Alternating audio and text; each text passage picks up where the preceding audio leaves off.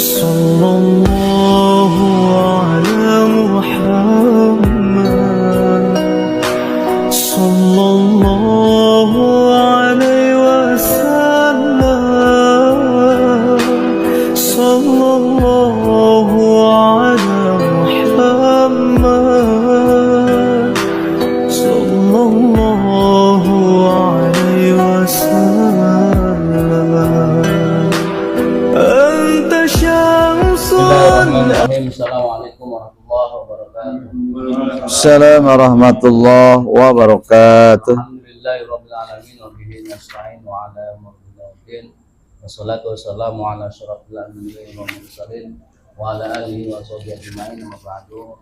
Teman-teman yang saya hormati, saya muliakan kita Bapak Ustadz Sinar Barizi, yang saya hormati Bapak Haji Susbana, yang saya hormati para pengurus serta jamaah Qobah yang dimurahkan Allah Subhanahu wa taala. Allahumma shalli wa sallim alaihi. Malam hari ini kita dapat mengangkatkan kaki kita ke majelis taklim yang mulia ini. Salawat ma'al salam marilah kita sampaikan kepada junjungan kita Nabi Muhammad Sallallahu alaihi wasallam. Selanjutnya marilah kita dengarkan, kita ikuti pembacaan salawat yang akan disampaikan oleh saudara kita. Pertanyaan ini. Allahumma sholli wa Ya, tentang keutamaan berbakti kepada kedua orang tua. اللهم Salli wa sallim wa barik alaihi.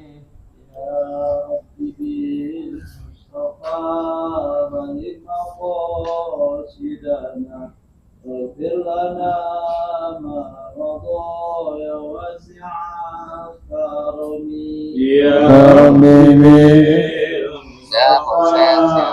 خير مقاصدنا firana namara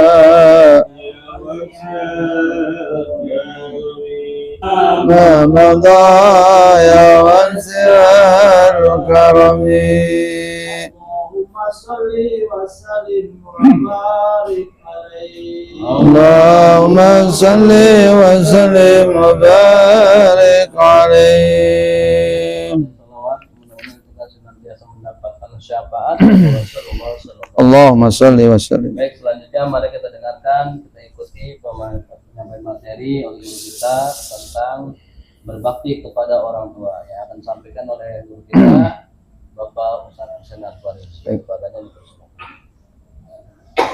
Bismillahirrahmanirrahim. Assalamualaikum warahmatullahi wabarakatuh. Alhamdulillah. Alhamdulillahilladzi hadana li hadza wa ma kunna linahtadiya laula an hadanallah. Asyhadu an la ilaha illallah wa asyhadu anna sayyidana wa nabiyyana Muhammadan abduhu wa rasuluh. Allahumma fasalli wa sallim wa barik ala sayyidina Muhammadin wa ala alihi wa ashabihi wa azwadihi wa zurriyyati ajma'in. Amma ba'du. Qala al-musannif rahimahullahu ta'ala wa adaman naf'a bihi wa bi barakati ulumihi wa bikum fid daraini amin radhiyallahu anhum. Wa bisanatil muttasil ilal imamil mu'alif rahimahullahu ta'ala wa adaman naf'a bihi wa bi barakati ulumihi wa bikum fid daraini amin radhiyallahu anhum. Wa bisanatil muttasil ilal imamil mu'alif rahimahullahu ta'ala fa inna asdaqal hadis kitabullah wa khairul huda sayyidina Rasulillah sallallahu alaihi wasallam wa syarrul umuri muhdatsatuha wa kullu muhdatsatin bid'ah wa kullu bid'atin dhalalah wa kullu dhalalatin finnar au kama qala Rasulullah sallallahu alaihi wasallam. Allahumma as'alukal futuh wal munuh war rusuh wa taubatan nasuh wa salahal jasadi war ruh. Qala rabbi israh li sadri wa yassir li amri wal uqdata min lisani yafqahu qawli. Hadratil mukarramin wal muhtaramin, para alim, para ulama, para asatiz, para hujaj segenap orang-orang tua kami, segenap jamaah, saudara-saudara kami, Majelis Ta'lim Al-Aqobah. Alhamdulillah pada malam ini kembali hadir kita dalam rangka kajian rutin malam Sabtu di Majelis Ta'lim Baitul Hikam. Mudah-mudahan pada malam yang mulia ini, pada malam Sabtu atau Jumat malam, menjadi rangkaian waktu dalam perjalanan hidup kita, di antara waktu yang dipilih Allah, insya Allah di antara waktu-waktu yang terbaik.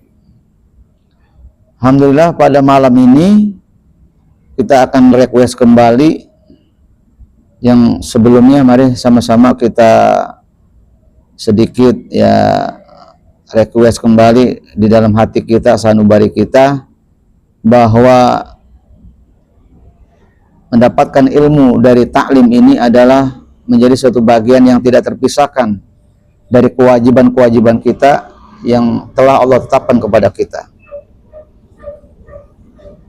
Yang sama kita hormati segenap pengurus, terutama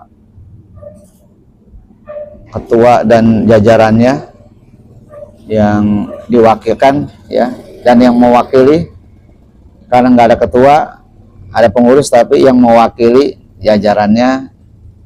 Yang sama kita hormati akhin al-kiram Ustadz Mustaqim. Yang sama kita hormati Bapak Ketua Penasehat, alhamdulillah, Bapak Haji Agus Rusbana. Yang sama kita hormati reporter setia kita ya, Pak Ramayadi. Insya Allah mudah-mudahan dengan konten-kontennya, konten taklim terutama, menjadi sesuatu yang manfaat dan menjadi kontribusi dakwah, menjadi ilmu yang manfaat, menebar ilmu, menebar kebaikan lewat teknologi, lewat IT ya, yang kita manfaatkan untuk dakwah di hadapan orang yang tidak hadir maupun orang-orang yang dalam luar jangkauan kita, hanya dengan cara media, platform medsos yang mereka bisa mendengar, bisa menyaksikan, dan bisa menyimak. Mudah-mudahan ini menjadi ilmu yang manfaat buat kita semua. Amin. Bapak hadirin rahimakumullah, pada malam ini saya akan coba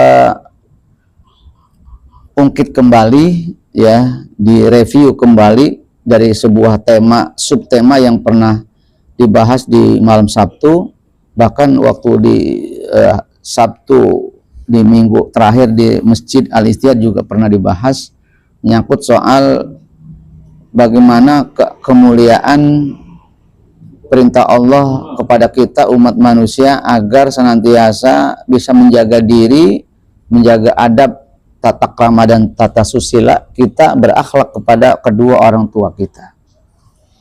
Ini satu hal yang sangat urgen, sangat darurat, sesuatu yang sangat penting, karena orang tua adalah makhluk Allah yang diciptakan, yang dia menjadi wakil Allah di jagat raya ini. Orang tua adalah perwakilan Allah ya di bumi ini. Seandainya tidak ada kedua orang tua kita, tidak ada mungkin wujudnya kita yang ya hidup di dunia ini kalau nggak ada orang tua. Ya, berbeda kisah para hamba Allah yang istimewa seperti Nabi Allah Adam, tercipta tanpa bapak, tanpa ibu, dengan kuasa Allah, qadarullah, perkara kecil bagi Allah. Ya, banyak dalam perjalanan kisah-kisah orang yang diceritakan Allah, terutama bagaimana orang-orang yang dimuliakan Allah, hidupnya mulia, hidupnya penuh barokah. Bahkan sebaliknya ada orang yang hidupnya hancur, hidupnya kemudian tidak mendapat keberkahan karena durhaka kepada orang tua. Banyak dikisahkan di Al-Quran maupun di hadis-hadis dan cerita supi daripada perjalanan para sahabat. Bahkan contoh-contoh dalam keseharian pun, dalam kehidupan kita, banyak orang-orang yang tidak berbakti sama orang tua, dihancurkan Allah, bukan hanya di akhirat tapi dipercepat. Orang yang durhaka sama Allah ditunda azabnya di akhirat. Ya, orang nggak sholat durhaka sama Allah. Orang tidak menjalankan perintah Allah durhaka sama Allah. Orang berbuat maksiat tanpa berpikir dia menyesal atas perbuatan dosanya, durhaka sama Allah. Tapi Allah Maha Rahman Rahim, Allah masih tunda azabnya atas perbuatan dosa yang belum dia minta ampun, yang belum dia taubati. Sampai kapan? Sampai datangnya hari kiamat. Subhanallah, Pak. Kalau dosa terhadap Allah, dosa tidak sholat, ya azabnya nanti, betul? Orang tidak mengeluarkan zakat, azabnya nanti. Melanggar perintah Allah, azabnya nanti. Tapi orang-orang yang melakukan dosa karena berbuat dosa kepada orang tua, ya, karena ingkar kepada orang tua, karena durhaka kepada orang tua, maka Allah berhak mempercepat azabnya, ta'jilul uqubah namanya. Dipercepat azabnya, bukan nanti ketika di akhirat, ketika kita sudah mati, ketika sudah dibangkitkan dari kubur nanti di mahsyar, di ahkamul hakim ketika adanya mizan. Ya, belum. Masih di dunia Allah percepat azabnya. Saking apa? Saking gregetnya Allah. Kenapa kok bisa ada manusia yang sanggup berbuat durhaka kepada orang tua, padahal tanpa orang tua tidak akan wujud dia sebagai manusia. Subhanallah. Ya, ahlan, sahlan Pak Sabisri. Sehat Pak? Ya, barakallah. Fadhol Pak, silakan Pak. Jadi di dalam prolog ini saya ingin sampaikan betapa kita, seandainya pun hari ini kita masih sudah enggak ada orang tua kita sudah meninggal, dua di antara salah satunya mungkin sudah yang masih hidup, yang satu meninggal, atau mungkin dua-duanya masih hidup, atau mungkin salah satunya sudah meninggal, atau dua-duanya sudah meninggal, yang bukan berarti kita anak yang masih hidup di dunia ini sudah lepas dari kewajiban kita terhadap orang tua. Masih punya kewajiban terus menerus kita sama orang tua, tidak terhenti karena orang tua kita sudah meninggal. Ini camkan baik-baik nih. Karena mentang-mentang orang tua kita sudah mati, soalnya kita bebas, sudah merdeka, kita tidak lagi perlu mikirin orang tua. Tidak bisa. Karena anak adalah wasilah orang tua. Anak adalah karya orang tua yang dia diciptakan Allah, khusus dia mengabdi kepada Allah dan kepada orang tua. Di surah Al-Isra ayat 32, A'udzubillahi minasyaitonirrajim. Bismillahirrahmanirrahim. Wa qadha rabbuka alla ta'budu illa iyyah wa bil walidaini ihsana. Imma yablughanna indakal kibara ahaduma aw kilahuma fala taqul lahuma uff wa la tanharhuma wa qul lahuma qaulan karim. Ya, ini luar biasa ayat ini. Ya. Wa qadha rabbuka alla ta'budu illa iyyah. Wa qadha rabbuka, Allah menggunakan kalimat fi'il madi, wa qadha rabbuka, bukan wayakdi rabbuka. Wa qadha rabbuka, jauh sebelum manusia lahir, jauh sebelum ya manusia tercipta, jauh sebelum manusia berwujud manusia, jauh sebelum manusia berada di rahim seorang ibu pada usia 4 bulan ketika ditiupkan ruh, Allah sudah menetapkan qada buat kepada manusia yang baru lahir, ya, yang belum lahir, yang belum wujud, sudah ditetapkan kewajibannya agar dia berbakti kepada kedua orang tua. Wa qadha rabbuka, Allah sudah menetapkan sebelum takdir, Pak, qada. Subhanallah. Sebelum takdir, berarti sebelum manusia tercipta, Allah sudah menetapkan kewajiban berbakti anak sama orang tua. Dasar enggak, Pak? Sholat kapan diperintah Allah? Ketika Rasul sudah lahir apa belum? Sudah lahir Rasulullah, sudah menjadi Rasul, baru diangkat ke langit ketika Isra Mi'raj. Perintah sholat, perintah haji, perintah zakat. Di dunia ketika Rasul sudah hadir menjadi seorang yang sudah ditakdirkan menjadi Nabi dan orang yang sudah ditakdirkan menjadi Rasul. Tapi ketika manusia diperintahkan wajib berbakti kepada orang tuanya jauh sebelum manusia itu lahir wujud dalam bentuk manusia. Subhanallah. Betapa agungnya perintah Allah menyangkut soal berbakti sama orang tua. Hebat, Pak. Lebih hebat dari perintah apapun di jagat raya. Penting apa kalau penting, Pak? Penting apa tidak bakti sama orang tua? Hebat apa tidak? Bagaimana hebatnya orang yang durhaka sama orang tua? Celakanya hebat, Pak. Maksudnya gitu, Pak. Celakanya hebat. Ya. Termasuk berbakti sama orang tua juga hebat. Apa hebatnya? Pahalanya juga hebat. Ya, subhanallah. Wa qadara rabbuka alla ta'budu illa iyyah. Allah sudah menetapkan dari zaman dahulu sebelum manusia lahir agar manusia tidak menyembah selain Allah. Ya. Nabi Adam tercipta, apa perintah Allah? Ketika diciptakan apa perintah Allah? Agar Adam beribadah kepada Allah semata. Enggak boleh yang lain. Enggak boleh percaya sama yang lain, enggak boleh yakin kepada yang lain. Cukup kepada Allah saja, meminta hanya kepada Allah. Berharap ya kepada Allah, meminta kepada Allah, hanya kepada Allah. Tauhid namanya, Pak. Ya, tidak boleh menyembah selain Allah, meminta, ya, berharap kepada selain Allah. Kemudian wa qadara rabbuka alla ta'budu illa iyyah. Itu, Pak. Terus wa qadara rabbuka alla ta'budu illa wa bil walidaini ihsana, dengan menggunakan kalimat bi apa itu? Harfu jarin bi, ya. Ya. Wabil walidaini. Kembali ke depan. Wa qadara rabbuka, tuh, Pak. Jadi Allah mewajibkan kepada kita agar jangan durhaka kepada orang tua. Tuh. Wabil walidaini ihsana, artinya apa? Sebagaimana Allah mewajibkan manusia tidak berbuat syirik kepada Allah, sebagaimana Allah telah mengkodokkan kepada seluruh manusia agar manusia tidak menyembah selain Allah, maka demikian pula Allah memerintahkan kepada manusia agar manusia berbuat baik, berbakti kepada kedua orang tua.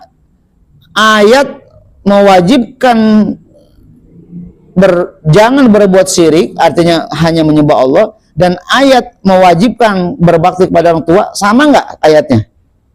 Ayatnya setara nggak? Setara. Nggak di ayat kedua, nggak di ayat berikutnya, di satu garis itu ayat. Lihat, Pak, di tafsir dijelaskan itu, Pak. Ini hal-hal yang begini jarang perhatikan sama kita, Pak. Nggak pernah dibahas, Pak.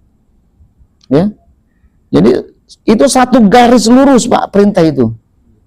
Sebagaimana Allah mewajibkan kita tidak boleh berbuat syirik, menyembah selain Allah, menyekutukan Allah, meminta selain Allah, menganggap ada yang lebih hebat dari Allah, ada sumber kekuatan selain kekuatan Allah, jangan lakukan itu, kata Allah. Sebagaimana pula aku memerintahkan kepada kalian agar kalian berbakti terhadap kedua orang tua. Saya mau tanya, perintahnya sama apa tidak? Stratanya sama nggak ukurannya? Strata volumenya sama nggak? Sama. Jadi dosanya orang yang berbuat musyrik sama dosanya orang yang durhaka sama orang tua itu setara dosanya, Pak. Waduh, serem kan nih, Pak, kira-kira. Makanya ada orang ketika hidup nyusahin orang tuanya mulu, nyusahin, bikin susah orang tuanya. Iya, sampai ada yang memperkosa ibunya, sampai ada yang mengawini ibunya itu di daerah Morowali, itu di daerah Sulawesi Utara, Pak. Jadi ibunya umurnya udah 57, anaknya 17 tahun, ibunya demen sama anaknya demen, dikawinin, Pak. Di KUA itu orang Kristen itu. Hancur, udah hancur nih manusia. Naudzubillah, subhanallah. Kalau Allah mau hancurkan itu bumi Sulawesi itu hancur satu kota itu. Karena nggak ada lagi dosa lebih besar dari itu, Pak. Berkata, menyakitin hati orang tua saja sudah durhaka, Pak. Dosanya setara dengan syirik. Coba bayangin. Ustaz bisa ngomong doang. Itu ayatnya, ayat 32. Bukan kata saya. Silakan buka tafsirnya. Ya. Wa qadara rabbuka alla ta'budu illa iya wa bil walidaini ihsana. Paham nih Pak? Ngerti? Ya, udah bisa nyimpulin udah. Betapa hebatnya dosa durhaka kepada. Sekarang udah paham bagaimana kriteria durhaka? Udah paham belum? Sudah ngerti? Belum paham. Jadi kalau kita nyakitin orang tua selama ini cuek aja. Ah biasa aja. Beli makanan dulu ketika belum punya istri, makanan pulang orang tua kita seneng kita beliin. Mak, nih mak saya beliin. Alhamdulillah terima kasih ya nak, berkah kamu rezeki kamu. Ketika punya istri kita beli makanan sama kesenangan orang tua, tapi bukan diserahin sama orang tua, tapi dibawa ke kamar kita, ditaruh di kulkas biar bini kita yang makan, mak kita sebagi-baginya dari istri kita. Istri orang tua kita dongkol hatinya tanpa dia harus ngomong sama kita. Seumur-umur ketika dia dongkol, sepanjang ketika dia dongkol, maka seluruh perbuatan kita ditolak oleh Allah Subhanahu wa Ta'ala. Tidak punya nilai pahala. Karena kita termasuk sudah anak durhaka. Ada yang begitu punya bini. Ada yang begitu. Ya, nggak adil sama orang tua. Dulu ketika belum punya istri sama orang tua, semuanya punya orang tua, semuanya buat orang tua. Di mana-mana beliin apa aja ingat orang tua di rumah. Ya, punya duit sedikit beliin buat orang tua. Ada rambutan beli dua bengket buat orang tua. Yang penting orang tua kita senang. Pas sudah kawin berubah ya keinginannya, berubah cara senangnya, berubah sikapnya. Semua buat istri. Ada yang begitu apa tidak? Jamaah Aqobah. Ya, ada yang begitu? Pak Rijal ada yang begitu? Ya. Kalau memang ada, alhamdulillah. Buru-buru dah, ya rubah. Buru-buru, porsinya harus dirubah caranya, ya. Etikanya ya harus dirubah. Kenapa? Walau mungkin orang tua kita nggak tahu kita bawa sesuatu, tapi ingat perbuatan itu sudah sangat menyakitkan orang tua kita. Baik dia tahu maupun tidak tahu. Seandainya dia tahu, dia sakit hatinya. Subhanallah. Ya, makanya nanti ada cerita di sini. Ya, punya orang tua udah tua nggak berdaya, punya istri cantik, orang kaya, kita hidup sama istri, tapi istri durhaka sama orang tua. Kata orang tuanya, udah cerain aja bini lu, enak aja, mending emak aja pindah dari rumah saya. Lah ada apa ceritanya nih hadis dan ada ceritanya, ada ceritanya. Yang benar adalah bagaimana nanya sama ibu, bu bagaimana bu kalau ada istri muda saya kayak gitu, bagaimana saya tetap pilihnya adalah ibu. Bagaimana kata ibunya, ceraiin aja, ceraiin pak. Tuh, tapi kan saya senang sama istri saya bu, saya cinta sama istri saya mati tanpa istri di samping saya. Begitu. Ya udah kalau gitu pilih istrimu apa pilih aku? Saya pilih istri aja udah mak. Ya udah siap-siap kita masuk neraka pilihan itu. Istri kita nggak bisa nyelamatin kita. Istri kita sehebatnya apa-apa nggak jamin kita masuk surga. Kalau justru nasib istri kita ada di tangan kita, ada di kaki kita. Paham Pak? Jadi pilih mana nih? Istri dong Ustaz. Karena saya hidup saya sama istri. Ibu saya di mana-mana, ibu saya di kampung saya kagak tahu, kan begitu. Ya Pak Bisri ya? Iya, Pak Bisri udah kagak punya bini, kagak punya emak. Dia mah enak, bingung, ya, bebas, dia mah merdeka, ya. Subhanallah, subhanallah, ya. Baik, prolog Pak, baru mukadimah ya. Belum kata ini belum kajian ya. Masih di pinggir-pinggir Pak, belum kata kunci ya. Baik kita sambut dulu dengan salah satu hadis Rasulullah yang diriwayatkan dari dua Imam Bukhari dan Imam Muslim dari Syaikhani ya. Akhraja Syaikhani an Ibnu Mas'ud radhiyallahu anhu qala Rasulullah SAW. Diriwayatkan dari dua syekh yaitu dua Imam Bukhari dan Imam Muslim, Bukhari Muslim Syaikhani Pak. Ya. Ani bin Mas'ud dari Imam Mas'ud radhiyallahu anhu, semoga Allah senantiasa memberikan ridho kepada beliau, qala berkata, sa'altu Rasulullah sallallahu alaihi wasallam, saat Ibnu Mas'ud bertanya kepada Rasulullah. Saya bertanya Rasulullah kepada Rasulullah. Apa yang ditanya? begini.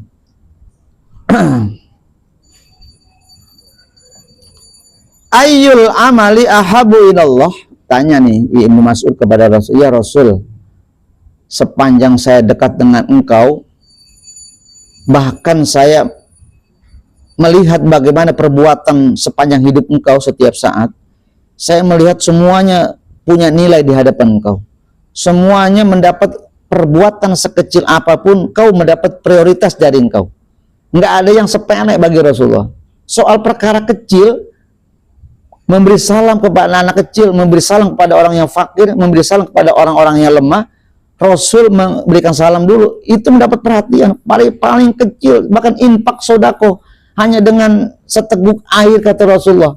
Infak sodako hanya dengan satu butir korma, itu mendapat perhatian penuh oleh Rasulullah SAW. Seluruh amal kebaikan nggak ada yang tidak semuanya mendapat prioritas dari Rasulullah. Itu hebatnya Rasulullah.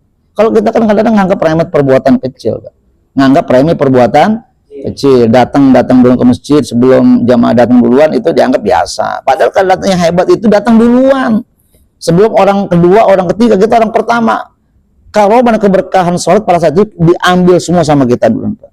Kita ibarat kata datang Jumat duluan, Pak. Sapi udah kita dapat satu, Pak. Ya, bukan buntutnya, Pak. Lah kita datang imam udah naik ya dapat taiknya, Pak. Ya bukan buntutnya. Datang imam udah khotib udah naik mimbar, kita baru datang, Pak. Udah begitu datang belakangan sholat qobliyah lagi. Astagfirullahaladzim. Saya bilang ngajinya di mana itu bocah. Udah gitu pakai kaos, udah dia jungking pantatnya kelihatan lagi, Pak. Mana hitam lagi pantatnya. Sampai astagfirullahaladzim, tunggirnya kelihatan, Pak. Ini etika, saya bilang, ini udah sholatnya pakai belakangan, udah sholatnya di tengah-tengah, yang lewatin orang tua yang duduk duluan, udah begitu pakai training sholatnya, udah begitu kelihatan lagi dia punya tunggirnya, Pak. Ya, tinggal yang belakang, udah ngiler. Ya kalau putih bening masih lumayan lah kalian, udah hitam legem lagi, sama mau telekok. Aduh, astagfirullahaladzim. Tapi bukan jamaah Aqobah ya. Nggak ada Aqobah mah pakai jubah, pakai wah cakep semua, Pak. Ya temen-temennya, Pak. Apa yang ditanya? Ayul amali ahabu ilallah, ya Rasulullah, kira-kira amal perbuatan apa saja yang paling dicintai Allah? Amal perbuatan dari ribuan kebaikan apa yang mendapat prioritas dari Allah? Yang mendapat perhatian khusus dari Allah? Nah gitu, bertanyalah Ibnu Mas'ud nih, cerdas Ibnu Mas'ud nanya. Kalau Rasulullah sholat terbaik, ya sholat sunat terbaik, semuanya terbaik kan, enggak ada yang satu enggak, semuanya terbaik. Tapi kata Ibnu Mas'ud, di antara amal perbuatan kebaikan itu yang mana yang paling dicintai Allah Subhanahu Wa Taala? Ini cerdas nggak Ibnu Mas'ud, Pak? Cerdas, Pak. Ya, luar biasa sahabat Nabi pilihan. Apa kata Rasulullah? Qala, Rasul menjawab, as-sholatu liwaktiha. Satu, apa itu? Sholat yang dilaksanakan tepat pada waktunya. Kapan itu? Ketika seorang imam memimpin sholat, itulah di awal waktu. Waktu sholat tepat pada waktunya. As-sholatu liwaktiha, itulah amal yang terbaik yang Allah paling suka. Subhanallah. Jawaban Rasulullah mantap, Pak. Ada nih yang begitu sholatnya, imam sholat, kita udah belakang imam Allahu Akbar, kita langsung Allahu Akbar. Oh, Pak Jagus tuh sholat di belakang makmum, di belakang imam Rasulullah. Pak Ustadz juga sama, dia depan imam kadang-kadang. Kaget saja, Pak Ustadz ngapain depan imam? Iya, imam belum berdiri, dia udah berdiri duluan ya. Masya Allah. Iya, ya emang rada-rada setengah juga. Ya buat saya saking apanya tuh? Saking mahabanya sama sholat ya. Habis kata Pak Ustadz begini, katanya ada tausiah Ustadz, kenapa mayit ini selalu ada di depan, Pak? Tuh, padahal seharusnya kan etikanya di belakang, mayit itu di depan. Ini pelajaran, jangan sampai kita ini kayak mayit, ya. Ketika masih hidup maunya di belakang, udah mati di depan, keselonong. Konyol tuh urusannya. Ketika hidup nggak pernah dia ada di depan ketika sholat, betul. Ketika mati, pengen di depan kan selonong itu namanya Pak. Selonong boy namanya. Bosep jangan begitu ya. Kalau bosep mah di belakang aja nanti ngelatinnya.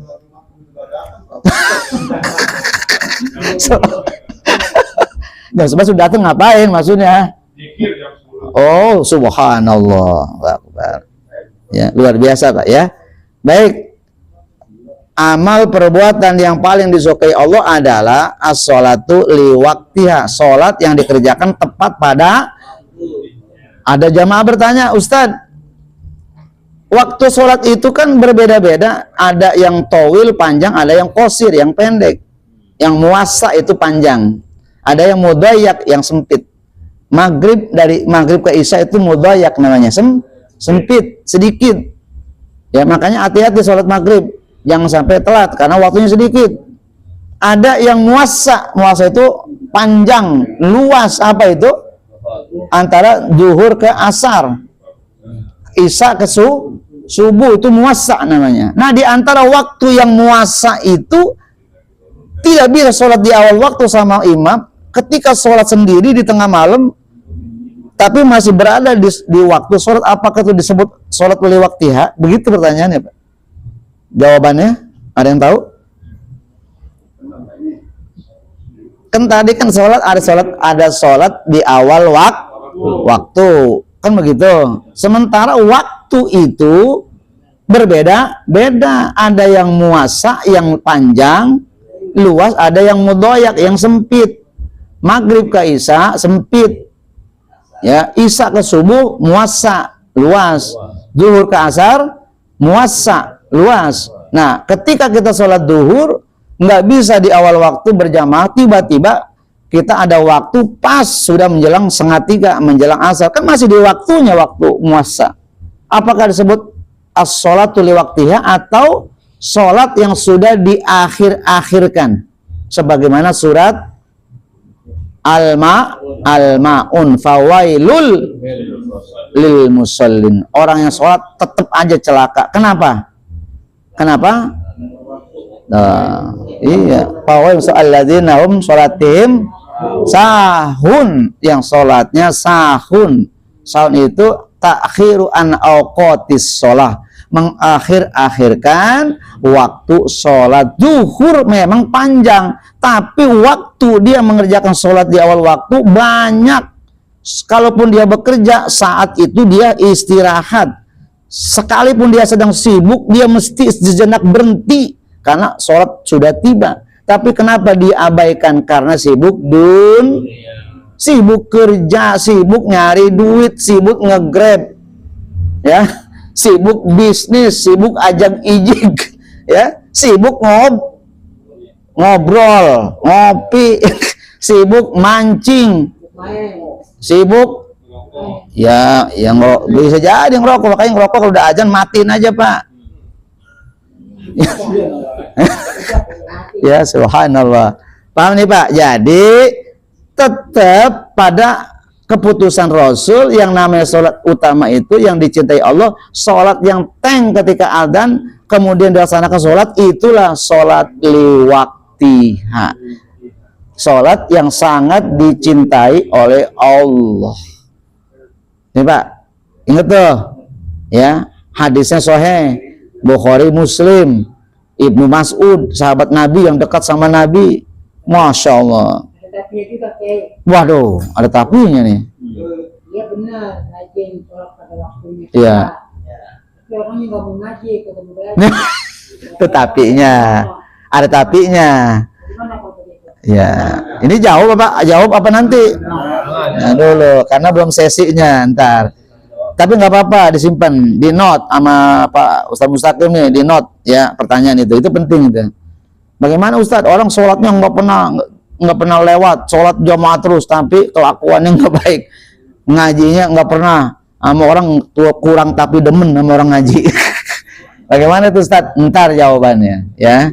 Insya Allah. Tapi saya yakin bapak-bapak udah tahu jawaban itu.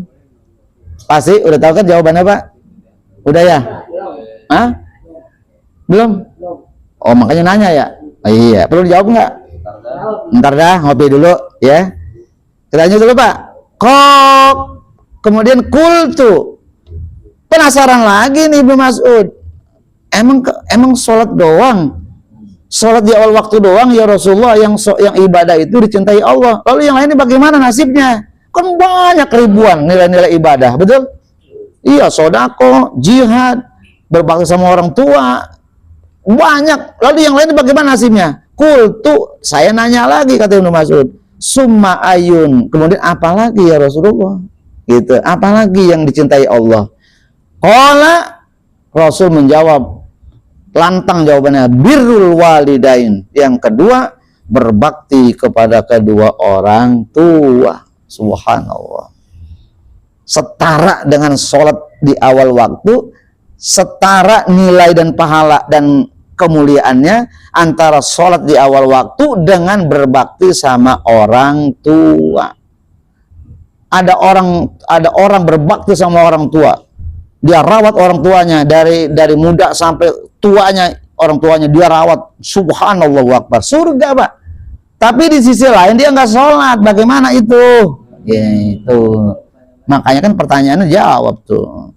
Ya, maka kata Allah Subhanahu wa taala, semulia-mulianya manusia ketika mengabdi kepada manusia, maka ketika dia tidak beriman kepada Allah, perintah sholat itu bagian daripada iman. Orang yang mengingkari kewajiban sholat dan dia tidak sholat berarti dia kufur, dia kafir. Maka ditolak amal kemanusiaannya walaupun kayak malaikat dia berbuat baik sama orang tuanya. Siapa yang Bunda Maria yang dia mengabdi 25 tahun di Kalkuta, India? Bunda Teresa, 25 tahun ya. Dia 25 tahun sampai matinya, Pak. Seandainya dia muslim, Pak, dia nggak mati, dia nggak dihisab, surga sama Allah SWT. Dia berbakti sepanjang hidupnya, Pak. Nyebokin orang susah, Pak, nyebokin orang fakir. Masya Allah akbar itu kehidupan Bunda Teresa itu. Dia kalau dia muslim, dia beriman. Kenapa dia nggak diterima? Karena dia kafir, Pak. Dia nggak beriman sama Allah, dia nggak sholat. Dia percaya kepada 3 Tuhan tadi. Gitu loh, Pak. Dia tidak beriman, kan dia percaya pada 3 Tuhan, dia kan Kristen. Ya. Trinitas dia percaya. Makanya seluruh amal kebaikan itu nggak ada nilai di sisi Allah Subhanahu wa taala. Sama dengan orang yang tadi berbakti sama manusia, sama ibunya, sama buah sodako, paling mulia nur akhlaknya, tapi nggak sholat, maka kalis semua nilai amal ibadahnya, Pak. Tahu kalis? Valid. Dia taruh di kali, anyut. Nah, taruh di atas batu, ditiup angin sama badai sama hujan, pus, hilang semua, Pak. Setara dengan itu, Pak, ibadahnya tadi. Jadi bagaimana supaya bisa mengikat ibadah kita? Harus sholat. Kuncinya ya sholat, Pak. Kan sholat kuncinya, Pak. Sholat itu nomor 1 atau nomor 2, Pak? 2. 1 dari mana? Nah, 1 bersahadat. Man, 1 aja, Pak. Makanya hati-hati. Iya, hati-hati, makanya jebakan, Pak. Subhanallah, ya. Makanya hati-hati jebakan pertanyaannya, Pak. Iya. Jadi yang kedua, kata Rasulullah atas pertanyaan Ibnu Mas'ud adalah berbakti sama orang tua. Itulah hebat-hebatnya perbuatan yang sangat dicintai oleh Allah Subhanahu wa taala. Kenapa ini di surat tadi realisasi translate tafsir daripada surat tadi Al-Isra ayat 32 wa qadara rabbuka. Sama nih. Salat itu adalah bagian daripada perintah Allah, ya, supaya kita tidak mensyirikkan, tidak beribadah kepada Allah dan tidak boleh durhaka sama Allah. Yang kedua, wajib berbuat baik sama orang. Makanya yang pertama adalah sholat di awal waktu, yang kedua berbakti sama orang. Masih penasaran Ibnu Mas'ud? Masih kurang, Pak. Mumpung Rasul sedang ngobrol sama saya nih, nanya terus, Pak. Oh, iya, ini orang ini luar biasa Ibnu Mas'ud, ini orang cerdas, Pak. Padahal ada Umar, ada Abu Bakar, sahabat-sahabat yang lainnya diam di hadapan Rasulullah, Pak. Nggak ada yang berani. Tapi Ibnu Mas'ud seorang pemuda, anak muda yang cerdas, yang luar biasa. Ini anak muda, Pak. Ibnu Mas'ud. Sedang muda-mudanya beliau, masih usia belasan tahun, Pak. Tapi orang yang cerdas, sahabat Nabi yang paling banyak meriwayatkan hadis, Pak, Ibnu Mas'ud ini. Ya, Abdullah bin Ibnu Mas'ud sebetulnya, Pak. Kemudian kultu, bertanya lagi Ibnu Mas'ud, Pak, summa ayun, kemudian ada nggak lagi selain yang dua itu Rasulullah? Ada, kata Rasulullah, qala al jihadu fi sabilillah. Yang ketiga yang paling disukai Allah adalah berjihad membela agama Allah. Di zaman Rasulullah menjadi tentara, ikut perang, qatala au kutila, membunuh atau terbunuh, membunuh musuh mati atau kita dibunuh oleh musuh mati. Matinya kita syahid, membunuh orang maka kita dosa kita habis diambil sama orang tersebut, syahid. Makanya amal perbuatan yang paling dahsyat yang ketiga adalah jihad membela agama Allah. Sekarang udah nggak ada jihad, maksudnya jihad fisik, jihad perang, membunuh, saling bunuh nggak ada sekarang, Pak. Jihadnya ada, ya masih ada malam Jumat. Jihad membunuh 40.000 orang fakir, orang kafir, ya 40.000 membunuh orang kafir, Pak, ya orang Yahudi, Pak. Jihadnya malam Jumat, Pak. Nah, ini adalah kita hari ini sedang jihad di jalan Allah. Orang yang nggak datang dari rumah, bulatkan tekad, ikhlaskan niat, datang ke majelis, duduk dengan rapi, tafakur, mendengarkan dakwah, ceramah guru, kemudian dia camkan baik-baik, dia masuk ke dalam hati, dia pakai dalam kehidupannya, maka itu disebut jihad di jalan Allah. Makanya kata Rasul, orang yang ngaji, niatnya benar, tulus, ikhlas, dia ridho, dia pakai ilmunya, dia mencintai gurunya, mencintai jamaahnya, mencintai ilmunya, pulang ke rumah dia ketika nggak ada umur, maka dia mati dalam keadaan syahid di jalan Allah Subhanahu wa Ta'ala. Tuh, Pak. Ya, pulang ngaji ketabrak mati, Pak, misalnya, Pak, tabrak motor. Jangan dimandiin lagi, Pak, kalau zaman dulu mah. Jangan dimandiin, biarin aja begitu, Pak. Langsung aja cari ambil, bungkus aja udah, Pak, begitu sama baju-baju sama kain-kainnya, Pak. Karena Pak, matinya jihad begitu ya. Ya begitu Pak Ramadi ya.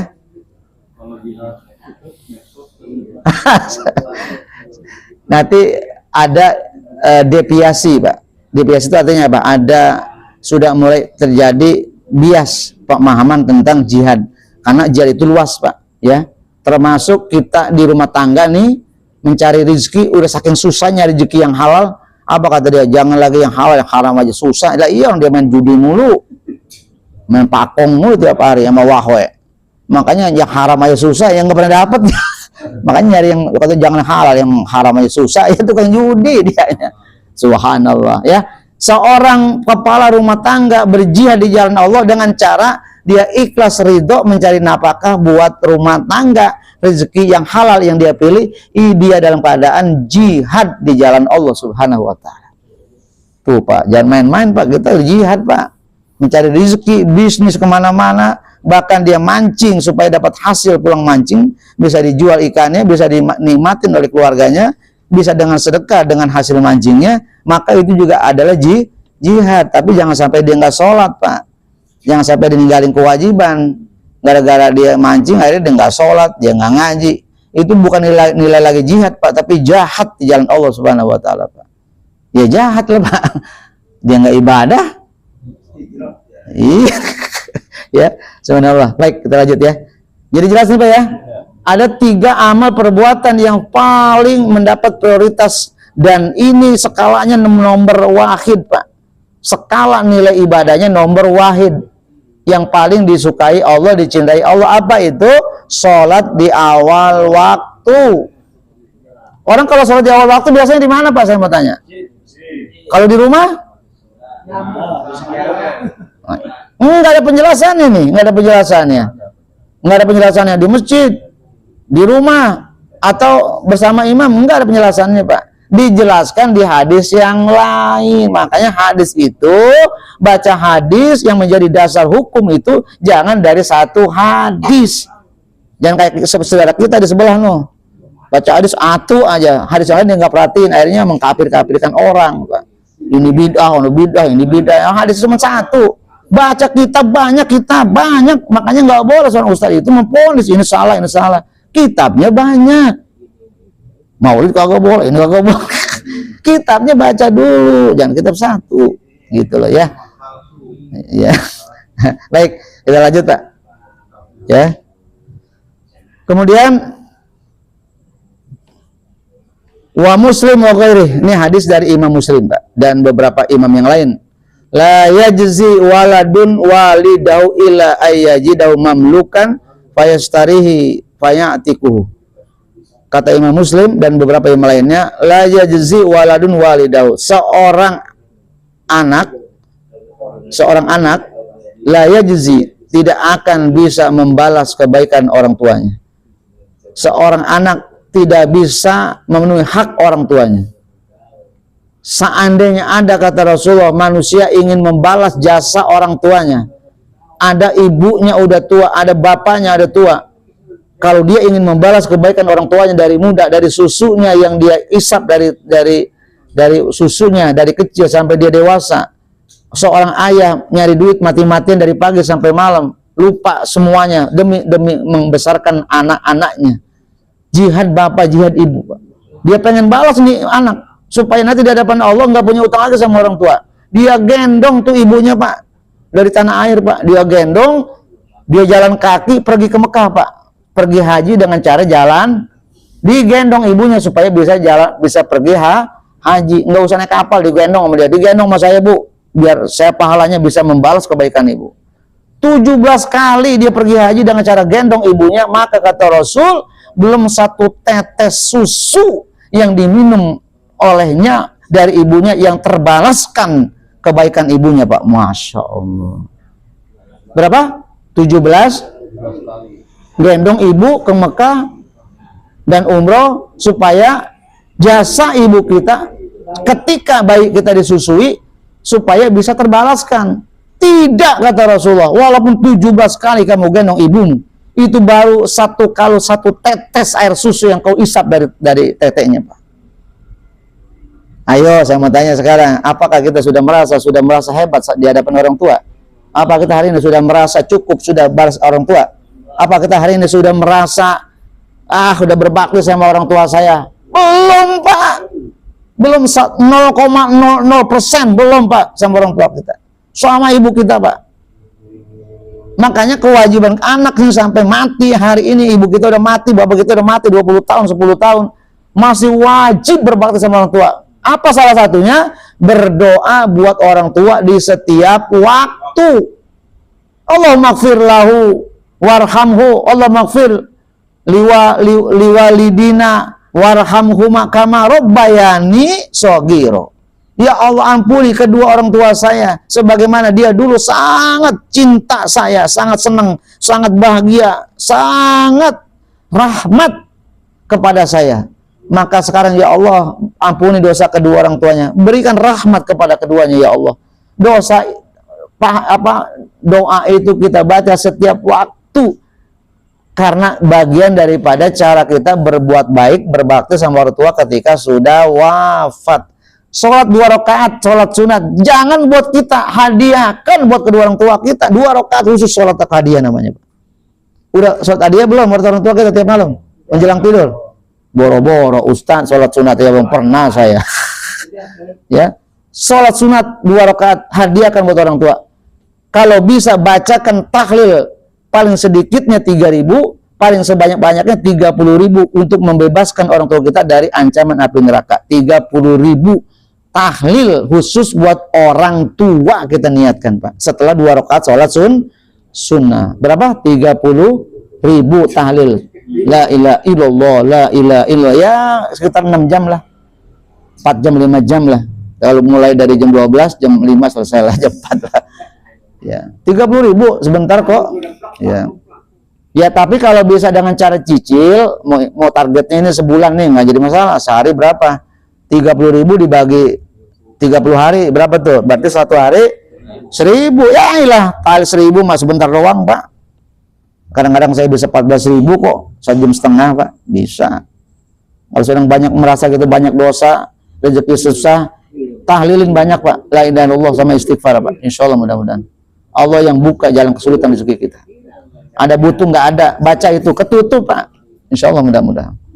Ya, baik. Jadi kata Rasulullah lewat Imam Muslim dan beberapa imam yang lainnya, tidak akan bisa membalas seorang anak terhadap orang tuanya illa ayajidahu mamlukan fayastarihi fayatikuhu. Ini kata Imam Muslim nih Pak. Ini hadis pendek tapi ini isunya dalam Pak. Sampai-sampai ketika seorang anak menyerahkan dirinya kepada orang tua, menjadi budaknya orang tua. Pak, saya mau tanya, kira-kira kalau budak itu diapain aja, mau nggak? Nurut nggak kira-kira? Budak, pengen tahu dipecut Pak sama tuannya. Dijek-injek Pak. Contohnya siapa? Bilal bin Rabah Pak. Oleh Abu Jahal Pak, sama tuannya Pak. Ditidurin di itu, diam aja dia. Budak, pakai masuk Islam, konyol bener lu. Gitu kata Abu Jahal. Akhirnya apa? Diikat di tanah panas di atas batu, dadanya ditarik batu segede gunung Pak. Dia baca ahad, ahad, ahad, Allah ahad. Semakin ditindih batu, ahad ya Allah, ahad, ahad. Makin panas Pak, dipecutin Pak. Masya Allah apa? Tapi ahad, ahad. Budak Pak. Wajar orang budak dia yang bayar, dia ngasih makan, budak Pak. Nah, kira-kira kita sanggup nggak jadi budak orang tua kita? Sanggup nggak sepanjang hidup kita menghambakan diri kita buat orang tua? Mau diinjek kek, payastarihi kita mau dibeli kek, payatiku atau kita mau dijual kek, budak. Ya, kira-kira sanggup atau tidak? Oh, itu contohnya tuh. orang mertua punya keinginan aja dia nggak penuhin, dia yang ada marah mulu. Hati-hati Pak, mertua itu bapak kita. Kebaktian kita, kebaikan kita, bakti kita sama bapak sama bakti kita dan orang tua kandung kita. Karena mertua kita itu adalah bapaknya ibu istri kita. Yang berarti ketika kita mengawini anaknya, maka bapaknya itu menjadi bapak kita, setara sama bapak kandung kita kewajibannya. Begitu Pak. Kalau kita ada dengki, ada dongkol, ada nggak suka sama mertua, durhaka Pak. Saya kasih tahu. Tobat kita Pak. Itu bukan saya yang ngomong, hadis Pak yang ngomong. Pak Usep, mertuanya digendong nih ke Mekah, digendong karena saking pengen balas jasa mertuanya, kadang ngasih anaknya sama dia. Ya kan dikasih anak itu. Nah makanya gendong aja masih belum setara kok bisa membalas kebaikan. Subhanallah, bayangin. Arti kata itu sebuah personifikasi, sebuah ilustrasi betapa kita ini tidak akan mampu membalas kebaikan orang tua sekecil apapun, belum kita membalas kebaikan orang tua kita. Makanya diwajibkan kita melakukan istighfar buat orang tua kita. 10.000, niatkan istighfarnya buat orang tua. Niatkan sholat kita buat orang tua. Niatkan sedekah kita buat orang tua. Niatkan seluruh kebaikan-kebaikan ini buat orang tua. Itu salah satu bagian daripada berbakti sama orang tua. Ada pertanyaan, Ustadz. Anak itu kan karya orang tua. Pak, Ibu, Bapak. Kita ini adalah karya orang tua Pak. Tahu karya? Karya. Bapak punya karya nih di rumah bikin apa gitu. Ini karyanya Didi nih. Bikin lemari yang orang kagak bisa, dia bisa bikin lemarinya Pak. Unik. Ya orang-orang buka pakai tangan, pakai gembok, pakai kunci Pak. Kalau dia enggak buka sendiri Pak. Wah, tuh karyanya Pak, karya Didi Pak. Dipatenkan, di mana-mana dijual sampai ke kelas dunia. Kan hebat Didi tuh. Yang disebut ini karyanya Pak Didi, orang Gang Jambu, kan begitu kasarnya Pak, yang jenggotnya 8 Pak. Ya 8 maksudnya, 8 biji. 8. Sekarang udah nambah udah. Ya. Top Pak, Mas Didi Pak, di mana ketemu karena karyanya Pak. Ketika karya itu dibeli, dia untung nggak saya mau tanya? Ketika dijual untung, ketika dipuji, kembali ke Mas Didi itu karya Pak. Tapi ketika karya itu dicaci, dibakar, dihinakan sama tanya, kesel nggak dia? Kan karya kita Pak. Nah Bapak punya karyanya adalah bak kita. Betul. Kita ini hasil kerjasama yang baik antara Bapak sama Ibu kita. kalau enggak kerjasama yang baik, saya mau tanya Mas Didi, jadi nggak jogrok kayak begini nih? Kalau bapaknya di sono, maknya di sono, setiap malam Jumat, sono loh, bertahun-tahun, saya mau tanya, jogrok nggak Didi? Kagak jadi, kagak nempel-nempel. Boro-boro masuk nempel dong aja kagak. Karena karya orang, kira-kira masuk akal apa tidak Pak? Kalau saya bilang karya, kalau saya bilang karya, maksudnya apa? Semua apapun yang kita miliki adalah punya orang tua kita, betul?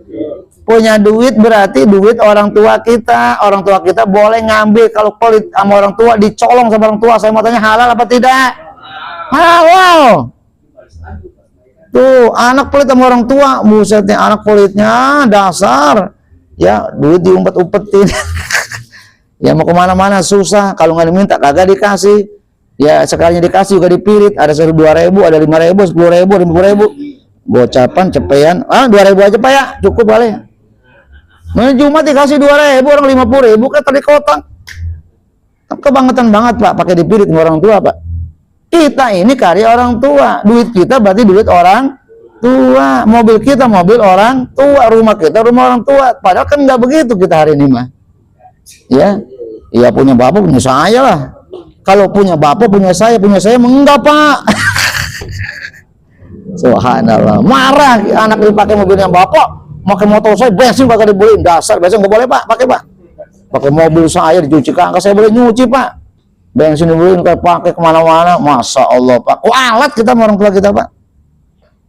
Udah dibilang mobil kita punya orang tua kita, walaupun yang kita nggak, bapak kita nggak pernah ngasih duit buat ngasih DP atau beliin cash Pak. Tapi kita ini adalah karyanya, apa yang kita punya berarti punya dia. Ketika kita sholat, nggak perlu kita niatin sholat kita buat orang tua. Dengan secara automatically seluruh amal kebaikan kita itu mengalir pahalanya juga buat orang tua kita. Paham Mbak? Jelas nih Pak Sep? Jelas ya. Jadi jangan marah-marah lagi sama orang tua. Ya, baik-baikin orang tua mah. Gara-gara dimarahin besok beliin rokok Pak. Satu bos Pak nih, gara-gara bapak kemarin saya beliin rokok nih Pak. Iya. Bukan kata orang tuanya, kata mertuanya, lu bikin mati gua. Ada ngerokok dia beliin rokok Pak. Aduh, masya Allah.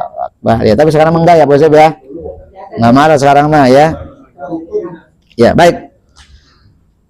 Ini ada cerita Pak. Karena hadisnya begitu banyak, ini ada cerita dulu dah. Ya. Suatu saat Rasulullah SAW, ini hadis dari Imam At-Tabrani Pak, dengan sanad-sanad di antara salah satunya diriwayatkan oleh Imam Hasan. Imam Hasan itu daripada putranya Ali bin Abi Thalib, kakaknya Husain, ya. Hasan. Apa katanya? Sa'idan Nabi sallallahu alaihi wasallam al-minbar. Suatu saat Nabi SAW mau naik ke mimbar nih Pak, mau khutbah. Khotib Idul Fitri nih Rasulullah. Mau naik khotib, Rasul baru kakinya mau melangkah ke satu. Rasul kan tinggi Pak mimbarnya itu.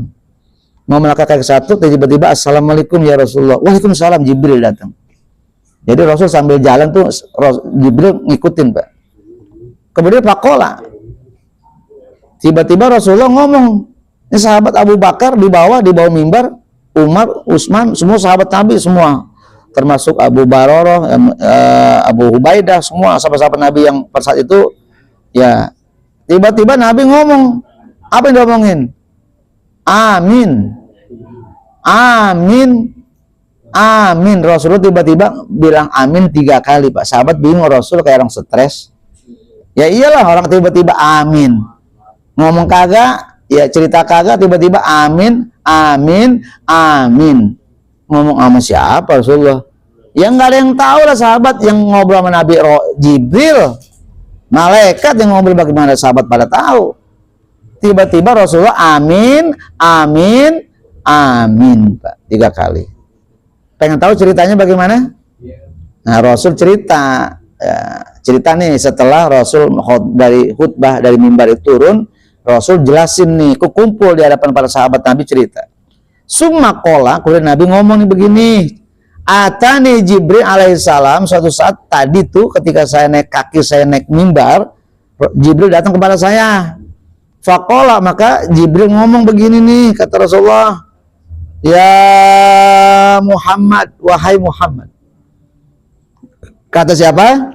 Jibril. Man adroka ahada abawaihi summa lam yabirrohuma famata pada kholan nar fa abadahullahu kul amin. Itu yang pertama, Pak. Amin yang pertama itu tahu nggak kalian? Tidak, kata sahabat. Itu apa Rasulullah yang kau aminkan? Begini kata Rasulullah. Wahai Muhammad, siapa orang yang masih memiliki salah satu kedua orang tuanya atau kedua orang tuanya atau salah satu keduanya masih hidup lah, katakan ada bapak satu, ibu udah meninggal, atau ada ibu bapak udah meninggal, salah satunya. Sumalam yabirrohuma, kemudian orang tuanya masih hidup, tidak menjadikan dia menjadi berbakti sama orang tuanya. Yang masih hidup dia nggak bisa berbakti sama orang tuanya, nggak bisa nyenengin, nggak bisa bikin bahagia, nggak bikin ibunya seneng, nggak bikin bapaknya seneng, bikin yang ada kesel mulu, jengkel mulu, gedek mulu, yang ada kita benci mulu sama orang tua. Kan begitu? Karena orang tua biasanya rewel, Pak. Kalau orang tua, kalau udah tua rewel. Nanti kita juga jadi orang tua nih, Pak. Sekarang jadi orang tua kita, Pak, udah dengkong. Masih dikit-dikit rewel kita, Pak. Ya. Kira-kira Pak Usep rewel nggak sama anak sama cucu? Nggak rewel ya? Diam aja ya? Diam. Wah, ini emang tampangnya diam aja kalau Bosem nih. Tapi hatinya dongkol, Pak. Ya mendingan ngomong ya daripada dongkol. Lebih banyak saya ngasih duit, Pak. Masya Allah. Berapa? 2.000. Ya. Jadi Rasulullah, siapa orang yang ketika masih hidup orang tuanya masih ada salah satu keduanya, kemudian dia tidak bisa berbakti kepada orang tuanya, famata, kemudian dia mati, kata Jibril. Ketika dia masih hidup, bapaknya masih ada, ibunya udah meninggal. Dia nggak bisa berbakti sama ibunya atau nggak bisa berbakti kepada bapaknya. Kemudian dia mati, ya, pamata, maka mati. Fada kholanar, maka matinya masuk neraka, kata Jibril. Fa'abadahullah, semoga kita semua dijauhkan oleh Allah. Begitu doa Jibril itu, Pak. Rasul langsung mengaminkan, amin. Jangan sampai kita ada manusia yang seperti itu, wahai Jibril. Amin, kata Rasulullah. Itu amin yang pertama tuh. Ya, makanya bapak-bapak kalau ngomong tiba-tiba amin, itu berarti itu tuh, Pak. Ada orang. Ya iyalah, ini itu kalau orang ngaji kan beda, Pak. 3 amin ya. Jadi amin pertama tadi kata Jibril, bila kita punya orang tua salah satu yang masih hidup. Ketika masih hidup orang tua kita, sebelum matinya kita nggak jadi anak yang soleh, anak yang durhaka kita sama orang tuanya, bikin kesel, bikin jengkel sama orang tua kita. Masya Allah Akbar. Sampai kita mati, pamata. Kemudian kalau dia mati, kata Jibril, fada kholanar, pasti aku jadi saksi nanti di hadapan Allah, dia pasti masuk nerakanya Allah Subhanahu wa Ta'ala. Fa'abadahullah, semoga kita dijauhkan oleh Allah Subhanahu wa Ta'ala. Maka Rasul bilang, amin, jangan sampai kita seperti itu. Itu yang pertama. Yang kedua, Pak, amin yang kedua udah tahu belum? Hah? Sampai sini aja udah ya? Udah ya? Iya, udah jam 9:30 lah. Tuh, Masya Allah. PR nih ya? Ya, PR. Cukup ya?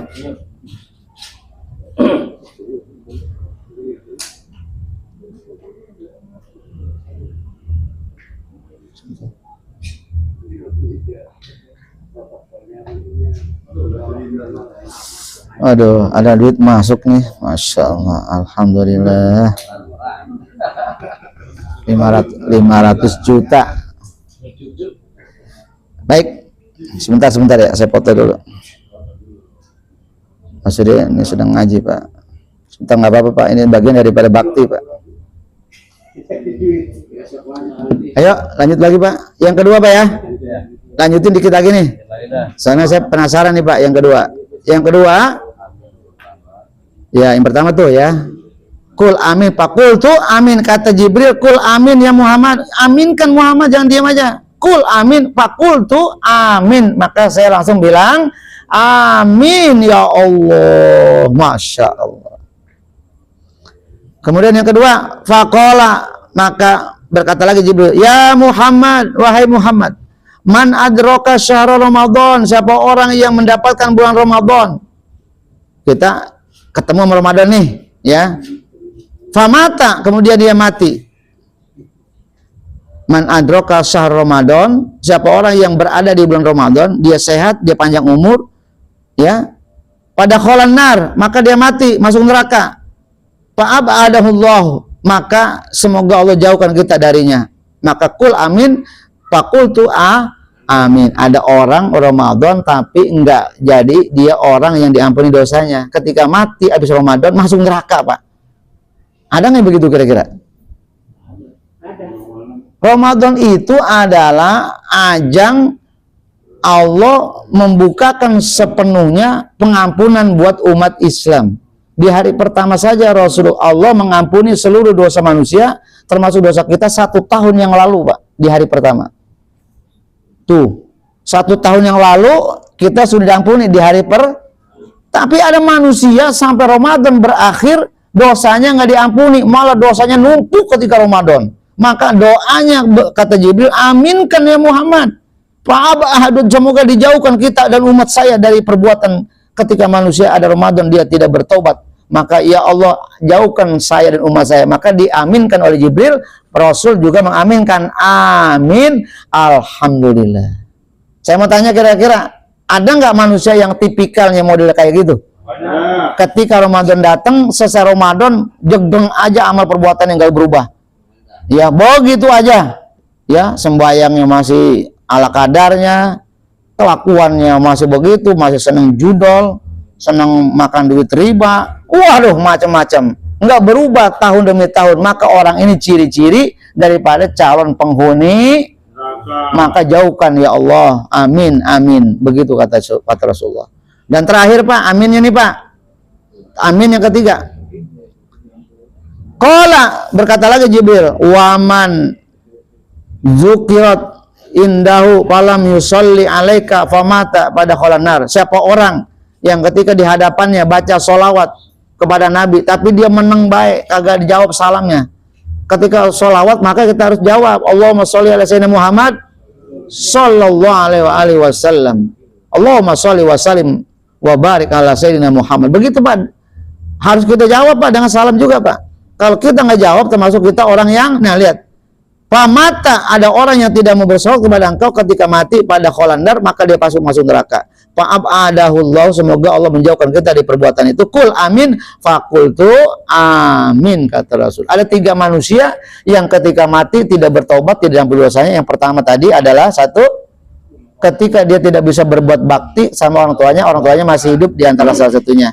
Mati masuk neraka. Nauzubillah. Yang kedua, ketika ada manusia berada di bulan Ramadan tidak dijadikan sebagai sarana ajang dia untuk mendapatkan ampunan Allah, tapi dia leha-leha, biasa saja puasa kagak, siang kagak puasa, emang siang kagak, malam kagak puasa ya, ada ke siang nggak puasa, malam emang nggak puasa ya, maksudnya malam dia nggak ibadah, nggak terawih, kagak sholat, siangnya begitu juga di hadapan orang puasa dia makan, minum semua, masya Allah Akbar. Ramadan selesai tapi sholat idnya duluan Pak. Pakai bajunya paling baru duluan di depan sholatnya Pak. Sembahyang tarawih kagak, sembahyang wajib kagak, tapi kalau sembahyang id duluan Pak, karena pakai baju baru Pak, baju baru ya. Kalau ada orang kayak gitu, maka orang tersebut itu cirinya orang ahli neraka. Nauzubillah summa nauzubillah. Yang terakhir, hati-hati ketika orang baca sholawat, maka buru-buru kita jawab ya, Allahumma sholli wa sallim alaihi sallu alaihi. Alhamdulillah. Demikian, terima kasih kajian kita. Mudah-mudahan kita lanjutkan pada minggu yang akan datang. Allah sehatkan kita, panjang umur kita, Allah beri berkah kepada kita semua. Amin. Demikian, terima kasih. Wallahu a'lam bishawab. Assalamualaikum warahmatullahi wabarakatuh. Waalaikumsalam warahmatullahi wabarakatuh. Demikian penyampaian materi.